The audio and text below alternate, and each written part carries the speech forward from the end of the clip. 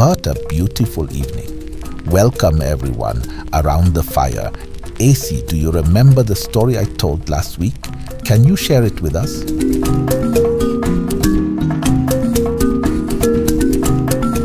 Yes, Grandpa. Once upon a time, in a land filled with wonders and mysteries, there was a sky god named Yankopon, who had a treasure like no other, a collection of the most amazing stories from around the world. They weren't just any stories, they were tales of adventure, magic, wisdom, and laughter. But there was a problem. Nobody else knew these stories because Yankopon kept them all to himself. In the same land lived Kweku Ananse, the spider. Ananse was not your ordinary spider. He was known for his cleverness and curiosity. Ananse loved stories more than anything. He believed that the stories were meant to be shared, not kept hidden away. So he decided to visit Yankopon and ask for his stories. "Great Yankopon," Ananse said, "I've come to ask for your stories. I want to share them with everyone." Yankopon chuckled. "Oh, Ananse, my stories are precious. They are not something I can just give away." Ananse wasn't going to give up so easily. "I will do anything for them," he declared.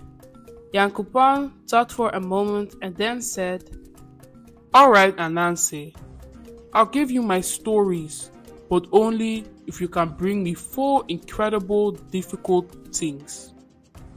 Onini the python, Moboro the hornets, Osebo the leopard, and Mocha the fairy." Ananse agreed. Determined to get the stories, he went back to his family and told them about the challenge. His family was worried, but Ananse was full of plans. First up was Onini the python. Ananse asked his wife Aso for help. Aso was very smart and suggested a clever trick. "Take a palm tree branch and some vines and pretend to argue with me about how long Onini is," she advised. So Ananse took a palm tree branch to where Onini lived. He started a loud argument with, himself. He pretended Aso was there, arguing that Onini was longer than the branch. Hearing this, Onini was a bit of a show-off, decided to prove them wrong. He stretched out beside the branch, and that's when Ananse quickly tied him up with the vines. "Gotcha!" Ananse exclaimed and took Onini to Yankopon. Yankopon was surprised, but reminded Ananse there were still more challenges. Next were the Momboro hornets. Again, Aso had a plan.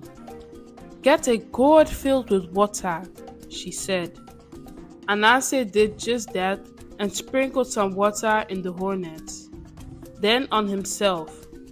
He then told the hornets that it was raining and they could take shelter in his gourd.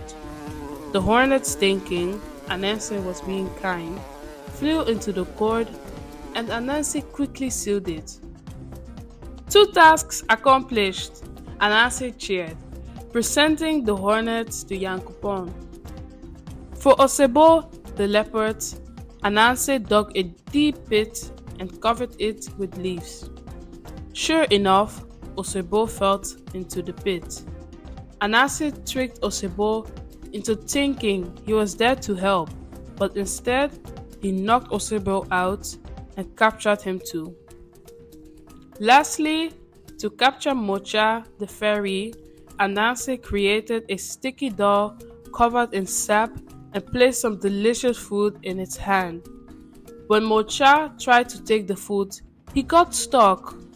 With all tasks completed, Yankopon was so impressed by Ananse's cleverness and determination that he decided to give Ananse all his stories. And so, Yankopon called a great assembly and announced, "From this day forward, my stories will belong to Ananse. They will be known as Kweku Ananse stories and will be shared with everyone." The people rejoiced, and Ananse became known as the keeper of stories. He traveled far and wide, sharing Yankopon's stories, making sure everyone knew the tales of bravery, wisdom, and laughter. And so, my friends, that's why we call every story an Ananse story. Next time you hear a story that makes you think, giggle, or dream, think of Kweku Ananse. He loved stories a lot and used his smarts and bravery to change the world. Maybe one day you'll tell a story that becomes super famous too. Moral of the story: this story teaches children that being clever and brave can help you solve big problems.